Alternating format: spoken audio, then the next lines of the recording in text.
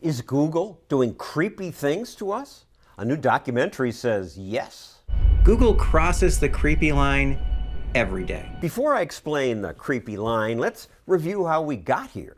Allison, can you explain what internet is? Just a few decades ago, a time when people my age didn't understand computers. Mark Zuckerberg, who was a student at Harvard, decided he wanted to create a social media platform basically to meet girls and to make friends. We were college students, right? Yeah. And we were just building stuff because we thought it was cool. Larry Page and Sergey Brin decide they wanted to create the ultimate search engine for the internet.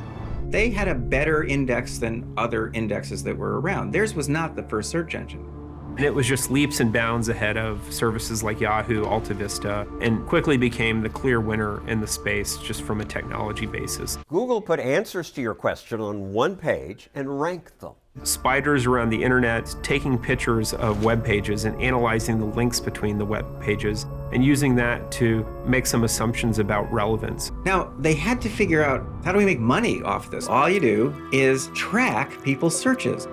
Your search history is very, very informative. That's going to tell someone immediately whether you're Republican or Democrat, whether you like one breakfast cereal versus another. Then they could sell you to advertisers. So they could hook up the umbrella makers with people searching for umbrellas, basically send you targeted ads.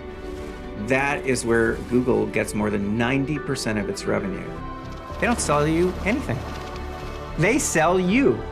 Fine, because they know about me. I get ads on my screen that might actually appeal to me.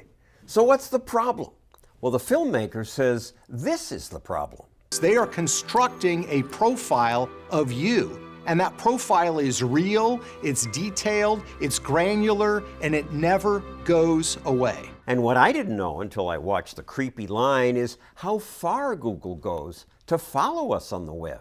They were getting a lot of information from people using the search engine, but if people went directly to a website, that's bad, because now Google doesn't know that. So they developed a browser, which is now the most widely used browser in the world, Chrome. By getting people to use Chrome, they were able now to collect information about every single website you visited, whether or not you were using their search engine. But of course, even that's not enough, right? Then Google wanted to know, what do people do when they're not online?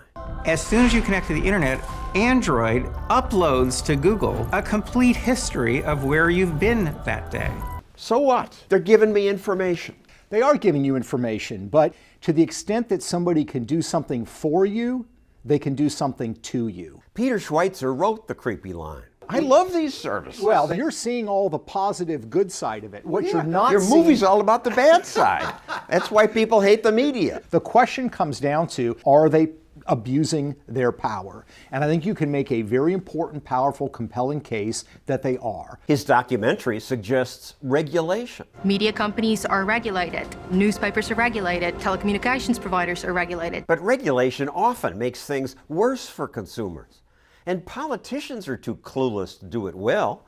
Watch Senator Hatch embarrass himself. Well, how do you sustain a business model in which users don't pay for your service? Senator, we run ads. You want regulation? That's going to make it better? I think one of the ways you deal with Google's market concentration and its massive control of search is put it under the same shackles that other media companies do. Shackles aren't good. I mean, government has the guns. Government can always step in at some point if the people find Google just doing evil. Yeah. But to start it now... I would rather say, here are the ground rules that other media companies have to subscribe to. Google should be put in the same category. Now, I don't presume to know what, if anything, ought to be done to make sure Facebook and Google don't harm the world. But the documentary does make a compelling case that these giant companies do creepy things. There's what I call the creepy line, and the Google policy about a lot of these things is to get right up to the creepy line but not cross it. It's an interesting word, creepy, right? Because it's a word that connotes horror. I don't think the typical ethical person says, I'm going to push right up to the line of creepy and stop there. Because creepy is really bad. A creepy mugger is worse than a mugger. The mugger wants your money. God only knows what the creepy mugger wants. It's more than your money. In my second and concluding video on the creepy line, we look at how a few people in Silicon Valley secretly shape what we think and maybe who will govern us. I am running for President of the United States. Last election, Silicon Valley tried but failed to elect Hillary.